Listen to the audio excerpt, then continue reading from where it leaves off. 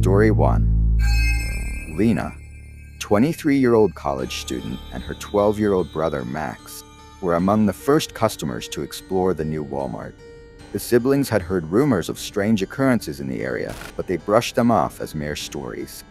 Lena was focused on shopping for essentials, while Max was intrigued by the toy section, where he hoped to find new games and gadgets.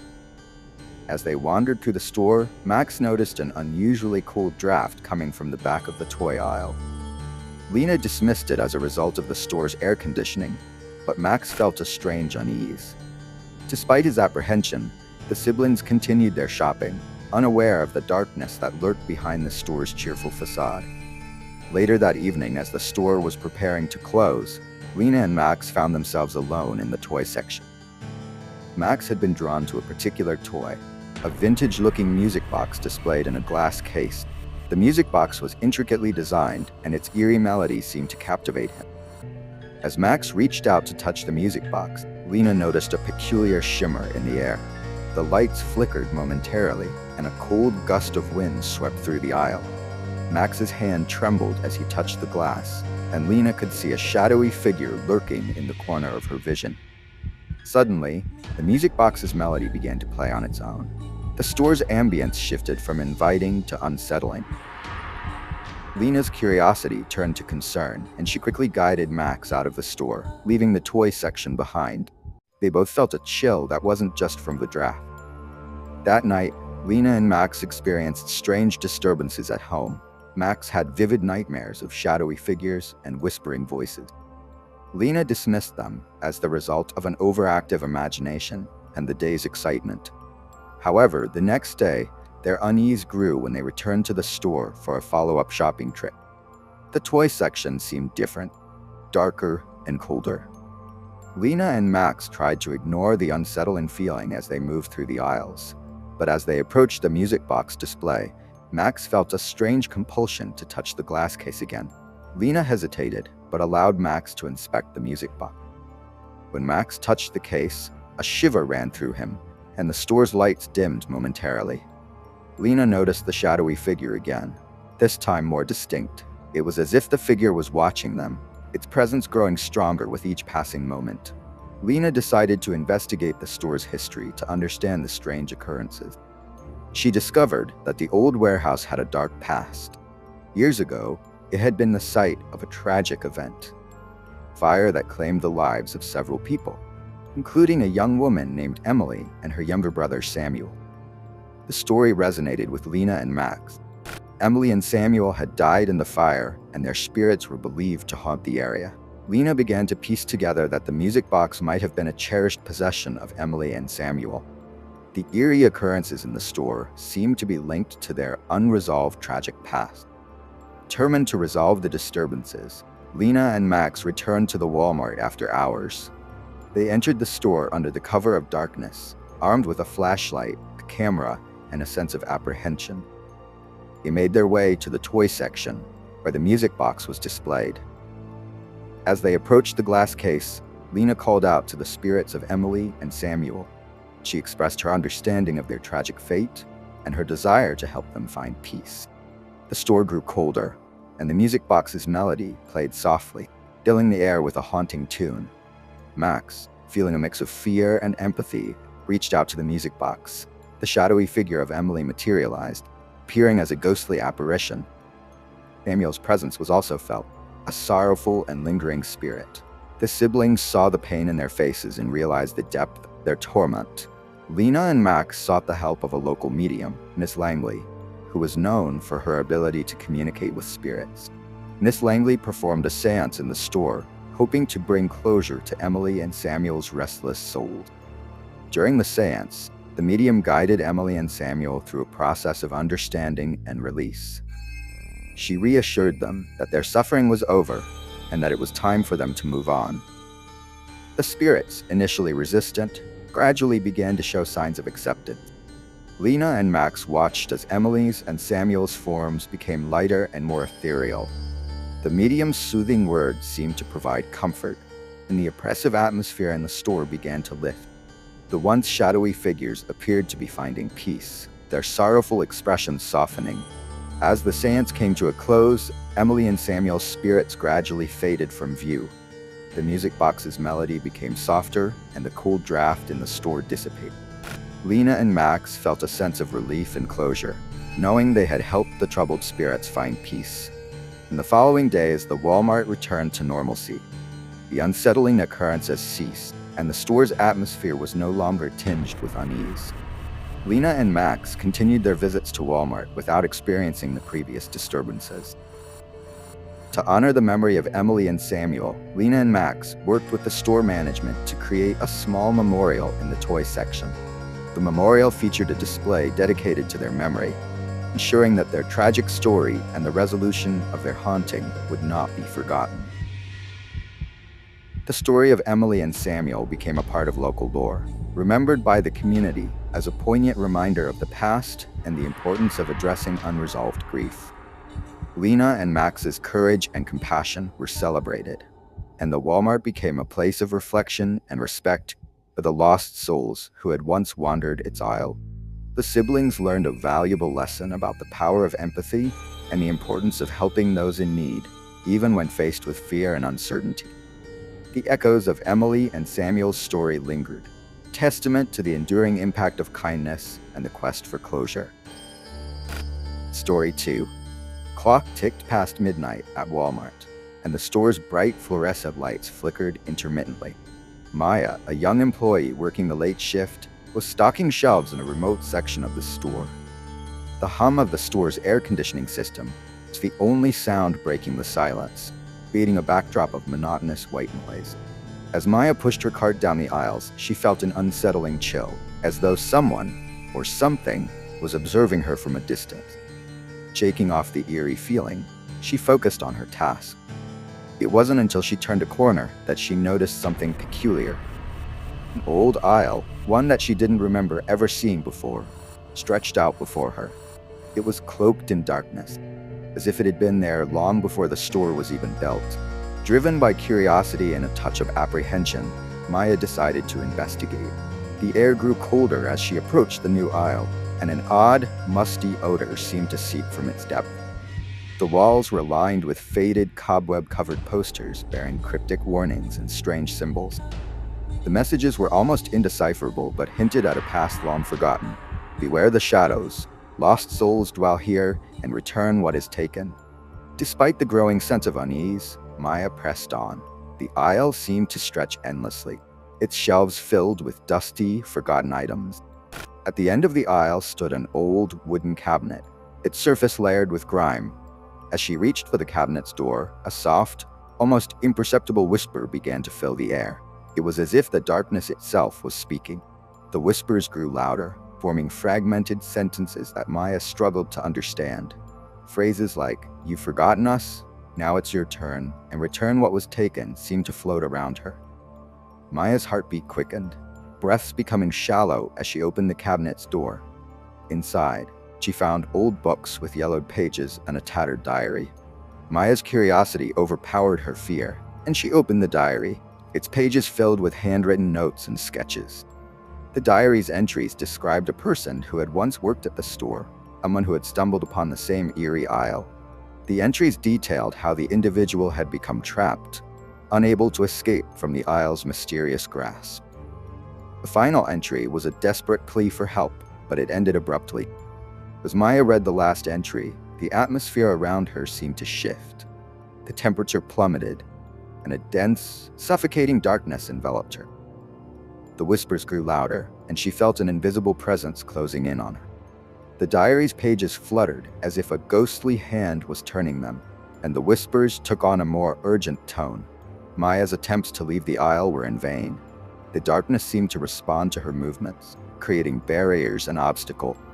She felt a constant, oppressive pressure, as though the shadows themselves were alive and watching her every move. The aisle seemed to warp and stretch, her sense of direction completely lost. She glanced back and saw dark, formless shapes moving within the shadows, their presence more felt than seen. The sensation of being followed intensified, and Maya's anxiety mounted. She hurried down the aisle, but every turn and corner led her back to the same old, haunted section. The whispers now felt like they were coming from inside her head. They spoke of despair, abandonment, and a longing for release. The words echoed through Maya's mind, blending with her growing sense of dread. The whispers became a cacophony of voices, each expressing the anguish of those trapped within the aisle. Maya tried to shut out the voices, but their emotional weight was overwhelming. The aisle seemed to close in on her, the walls pressing together and the air growing heavier with each passing second. Her movements were frantic, but the whispers grew more frantic, echoing louder and more erratically. Amidst the growing darkness, Maya saw a figure emerging from the shadows. A spectral silhouette was barely visible, its form shifting and wavering as it moved. The figure seemed to be trying to communicate, its mouth moving in silent screams. Maya could feel the figure's anguish, its silent pleas resonating with her own terror. The figure's eyes were hollow and dark, reflecting the pain of countless souls. Maya's fear reached a fever pitch as the figure seemed to draw closer, its presence both haunting and sorrowful. She tried to communicate, but the figure remained silent, ghostly form flickering in and out of existence. Desperation drove Maya to find an exit. She stumbled upon an emergency exit door, its rusty hinges groaning as she pushed it open. The familiar light of the main store greeted her, but the haunting presence lingered in her mind. The darkness from the aisle seemed to seep into the store, making every shadow appear threatening. Maya's heart raced as she made her way to the front of the store. The aisles seemed to stretch endlessly, but she finally managed to reach the store's main entrance. The store manager, alarmed by her frantic state, called for help. Maya left the store, feeling a mix of relief and lingering dread. In the days that followed, Maya tried to put the experience behind her, but the memory of that night haunted her. She learned that the aisle she had encountered had been sealed off years ago after a series of unexplained events and disappearances. The chilling presence she had felt was a remnant of those trapped within the store's old section. Though she had escaped physically unscathed, the psychological impact of her encounter remained. The shadowy figures and the whispers continued to haunt her dreams, a chilling reminder of the horrors that lurked in forgotten corners of the world. Maya never returned to that Walmart, and the store eventually closed down. The old aisle was sealed off permanently, but whispers of its existence persisted among local folklore. To this day, the story of the forgotten aisle serves as a chilling reminder of the unseen horrors that can lie hidden in the most mundane places. Story 3. In the small town of Millbrook, anticipation swirled around the grand opening of the new Walmart.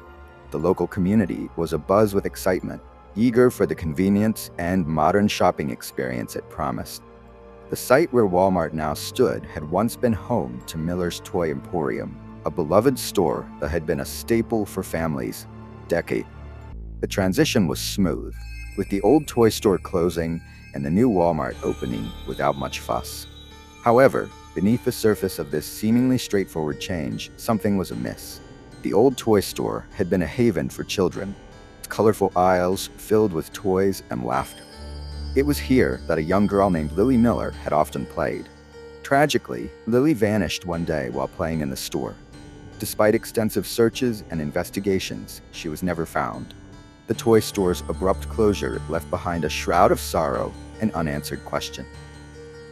When Walmart took over, the memory of Lily and the tragic events of her disappearance were buried under layers of commerce and daily routines. The new Walmart quickly became a hub for the town. Strange events soon began to unfold. Employees reported odd occurrences. Objects in the toy section would rearrange themselves. Lights would flicker for no apparent reason, and an inexplicable cold spot seemed to hover near the toy aisle. At night, staff members claimed to hear faint, eerie laughter and the sound of footsteps echoing through the empty store. Initially, these disturbances were brushed off as quirks of an old building or technical glitches. However, as the incidents grew more frequent and intense, they became impossible to ignore. Children, especially those who were particularly sensitive, reported seeing a little girl playing in the toy section. Descriptions of the girl matched Lily Miller's appearance: dark hair, a small frame, and a sad, wistful expression.